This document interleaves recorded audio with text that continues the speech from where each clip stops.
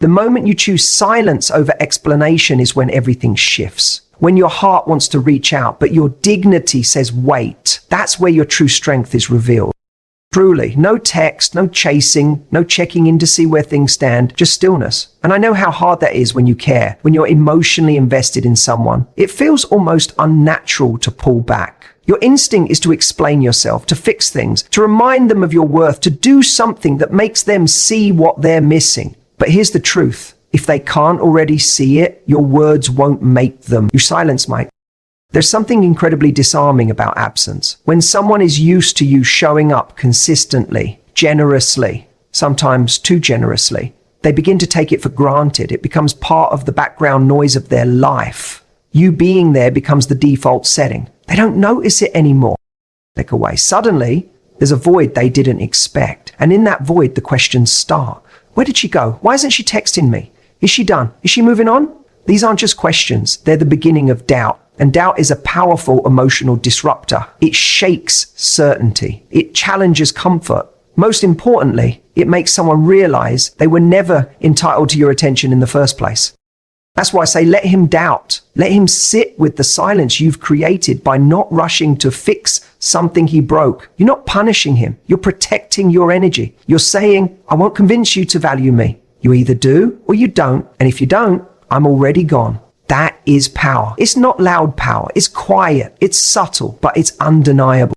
When you stop trying to be understood, when you stop trying to explain why you're hurt or what you need over and over again, you force someone to do the one thing they've been avoiding, reflect. As long as you're there pouring your emotions out, they don't need to reflect. They already have access to your thoughts. But take that away, and now they're left with only their own. And often that's when they start to see the crack. They start wondering, did I mess this up?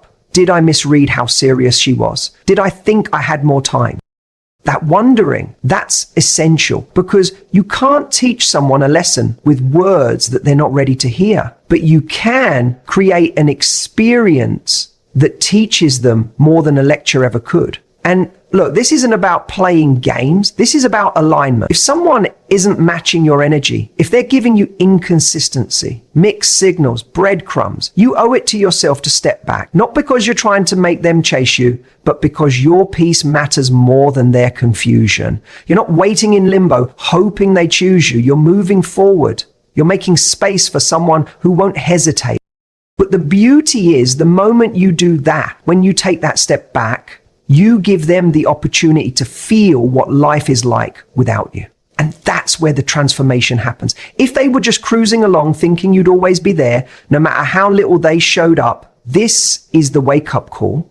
And maybe they'll snap out of it. Maybe they'll realize what they had and come back different. Or maybe they won't, and you'll already be on your way to something better. Either way, you win because you didn't beg, you didn't force, you let them come to their own conclusions. Letting someone doubt, wonder, and even regret isn't cruel. It's necessary, especially when you've done your part. When you've been clear, kind, consistent, and committed, and they still didn't meet you where you stood. You're no longer the one who has to carry the weight of fixing it. Let them feel it. Let them replay the moments where they could have stepped up and didn't. Let them sit in the silence and wonder if this time you really meant it. Because when you mean it, when your actions finally align with your worth, everything changes. The power dynamic shifts. Not because you're trying to hold it over them, but because you're no longer available for confusion. You're no longer participating in the emotional tug of war. You've dropped the rope. And here's the thing. If someone values you, they won't want to live in that doubt for long. They'll come forward. They'll bring clarity. They'll take action. But if they don't, let that be your answer. Silence is often the most honest response someone can give you, and sometimes it's the only one you need. So let him doubt, let him wonder, let him regret, but you move forward. If he's doubting whether he still has you, that's good. That's not something to fear. It's something to embrace. Doubt in this context isn't confusion about who you are or what you bring to the table. It is uncertainty about whether he still has access to the version of you he used to take for granted. That kind of doubt is healthy, not for you, but for him. It shakes him out of complacency. It makes him realize that the emotional safety net he assumed would always be there might not be anymore. When someone starts to doubt whether they still have you, it's often because you've stopped operating from a place of scarcity. You're no longer trying to prove your worth. You've realized that your energy is precious, your time is not renewable, and your love is not a gift to be handed out carelessly. And when that shift happens, when you start valuing yourself differently, he feels it. Now, you might not be able to put his finger on exactly what's changed, but he'll sense that the emotional dynamic has shifted. You're no longer orbiting around him. You've become the sun again in your own life, and that throws him off balance. We live in a world where so many people are taught that love means constantly reassuring someone, constantly chasing them, constantly reminding them that you're there. But that's not love. That's fear. Real love starts when fear ends. When you stop being afraid of losing someone who isn't doing the work to keep you. That's when your power comes back. And ironically, that's often when they start to notice you differently. Because the moment you stop needing them to choose you is the moment they start to realize they might not be chosen anymore. The doubt I'm talking about, the doubt that he might have mistaken your kindness for weakness. The doubt that maybe, just maybe, he didn't appreciate you while he had you. That perhaps you weren't asking for too much. You were just asking the wrong person. Let him sit with that. Let him question the version of events he built in his mind where you were always going to be there, always going to wait, always going to settle for breadcrumbs. Because when you start requiring more, not in words, but in action, it forces him to recalibrate how he sees you. Here's the thing. When someone never experiences the risk of losing you, they never fully value having you. It's not about playing games. It's about allowing space for awareness. If you constantly make yourself available, if you keep reminding him that you're there, no matter how little he shows up, what reason does he have to reflect? What reason does he have to grow? Why would he ever feel the urge to evolve when he knows there's no consequence for staying the same? Doubt is not always a bad thing. In fact, sometimes it's the spark that reignites awareness. It creates space for him to examine who you are, what you gave, how you showed up, how consistent you were, and compare that to how he met you in return. And if you were strong enough to walk away or even just pull back to protect your peace, that doubt becomes a mirror. A mirror he may not want to look into at first, but one that starts reflecting the reality he ignored. And in that space, in that discomfort, something interesting happens. He starts wondering, what if she's not mine anymore? No, that's not just fear talking. That's recognition. The recognition that he might have lost someone who was all in, someone who truly saw him, believed in him, and made space for him, even when he didn't deserve it. That realization, if he's capable of growth, becomes the birthplace of regret. But it starts with doubt. So don't rush to soothe that doubt. Don't scramble to patch up the uncertainty he feels. Let him feel it. Let him sit in the void where your attention used to be. Let him miss the certainty of your presence. Let him feel the absence of your reassurance, your support, your energy. Because that's when he'll start asking himself the right questions. Not about you, but about himself. Why didn't he show up properly? Why didn't he listen when you expressed what you needed? Why did he think you'd always be there? You don't need to manufacture these moments. You just need to stop overextending yourself for someone who isn't meeting you halfway. You don't have to make him feel insecure. You just have to stop giving him security he hasn't earned. And in doing so, you create the very doubt that forces growth. You remind him without a single dramatic exit or angry text that you are not an option to be picked up and put down at convenience. You are a choice, a consistent, valuable, extraordinary choice. And the moment someone doubts they still have you, they start remembering why they wanted you in the first place. Let him doubt. That doubt is the consequence of your strength. Let him wonder about the life you're creating without him. That's the shift. That's the turning point where everything starts to change. Not because you're trying to be cold, not because you're playing hard to get, but because you finally realized that your life deserves to be bigger than someone else's indecision. When someone steps back, when someone pulls away, our instinct is to fill that space, to reach out, to explain, to prove our worth. But what if instead of rushing to fill the silence, you let the silence speak for you? What if you let him sit with the mystery of who you're becoming in his absence? That's what creates real intrigue. not games, not pretending to be busy, but actually being busy. Busy with your growth, your joy, your passions, your friends, your goals. The kind of busy that has nothing to do with pretending and everything to do with choosing you. Let him wonder what you're up to now that you're not chasing him. Let him wonder why your energy has shifted, why you're not so available anymore. Let him feel the void left behind, not because you're punishing him, but because your energy has simply moved on to more aligned places. And the truth is, we don't need to make anyone pay for their distance. The real price they pay is watching you evolve without them. This is where you take your power back. Not by yelling louder, not by making dramatic exits, but by simply living in a way that makes him feel your absence more than your presence. Ever beg to be noticed? You don't need to shout your value, you become your value. And that creates wonder. That creates the what if moments. That creates the late night thoughts of, did I mess up? Did I underestimate her? It's when he sees you smiling in a photo with genuine happiness that isn't attached to him. When he hears about the things you're doing that you used to only talk about with him. When he realizes that the things you once asked him to notice, to appreciate, to invest in, you're now doing them anyway for yourself. He starts to question, was I a fool to walk away? Was I too distracted to notice what I had? And while he's wondering, you're rising quietly, consistently, without needing to prove anything. That's the beauty of this mindset. It's not about revenge. It's not about making someone regret out of spite. It's about evolving so powerfully that regret becomes inevitable. When you stop orbiting someone who didn't choose you with clarity, you begin creating gravity around your own life. You stop sending signals that say, I'm still waiting. And you start radiating a message that says, I've moved on to what matches my energy. And that's when someone feels the shift. That's when the wondering begins. Let him wonder who you're talking to now. Let him wonder why your tone is lighter, your energy cleaner, your boundaries sharper. Let him wonder how you've become this version of yourself that no longer asks for crumbs. Because when you no longer need their validation, you become magnetic in a way that's not even intentional. It's just who you are now.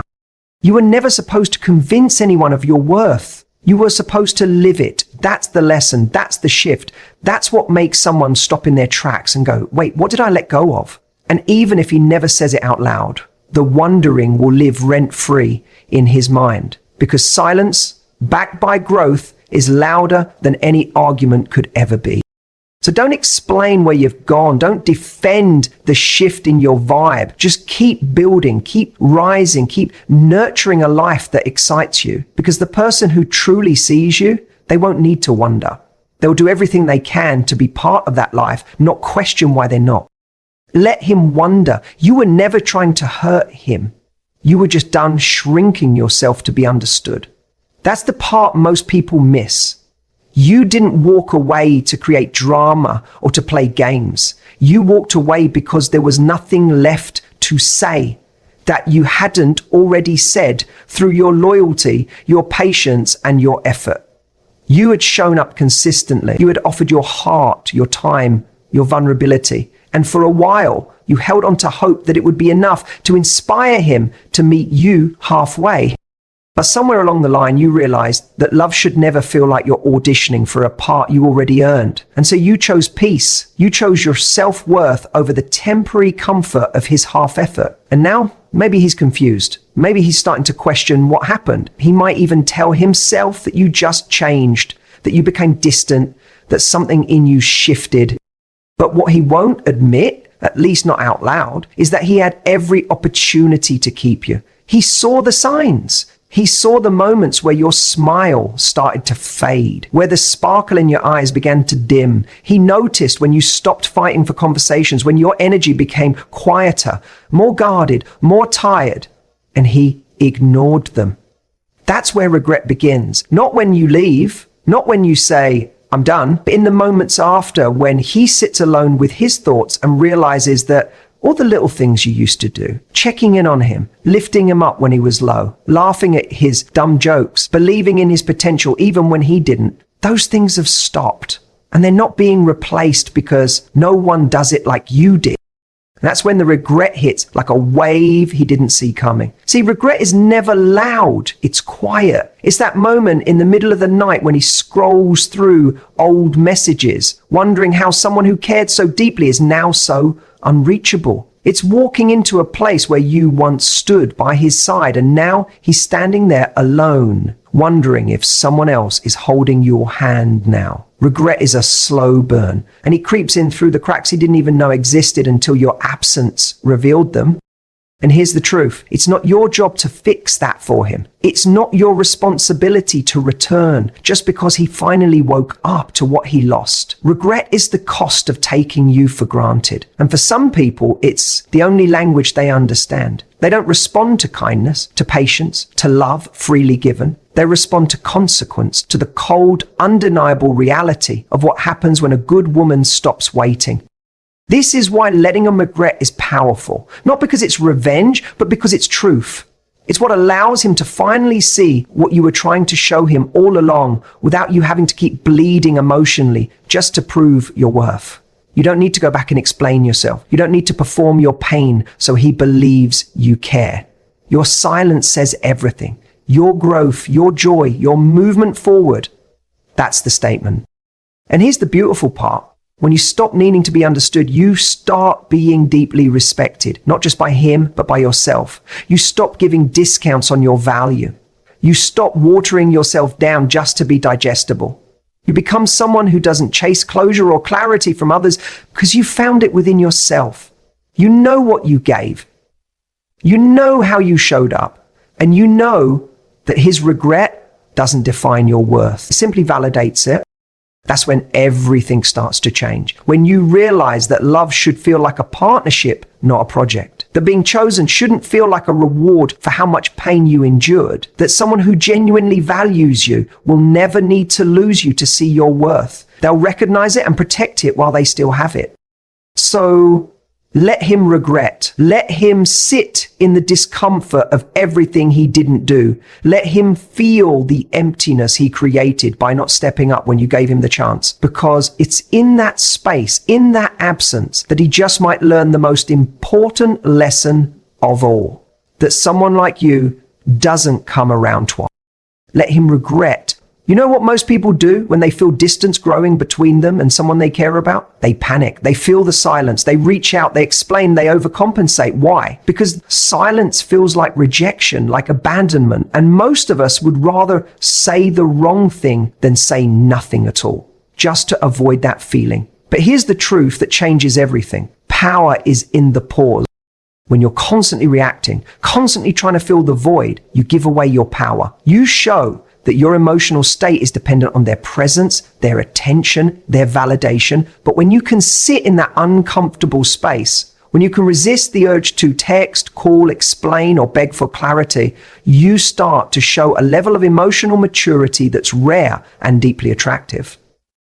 Think about it. When someone pulls back and you immediately run after them, what message does that send? It says, I need you more than I need my own peace. It says your inconsistency can control me. But when you allow that space to exist, when you don't chase, don't argue, don't force, you shift the energy entirely. You stop being reactive and start being reflective. And in that pause, they start to feel the shift. They start to wonder, wait, why hasn't she reached out? Why does this feel different this time? And that's where the doubt creeps in. Not in a manipulative way, but in a way that forces accountability. It makes them consider what they've done to cause the distance rather than blaming you for the absence.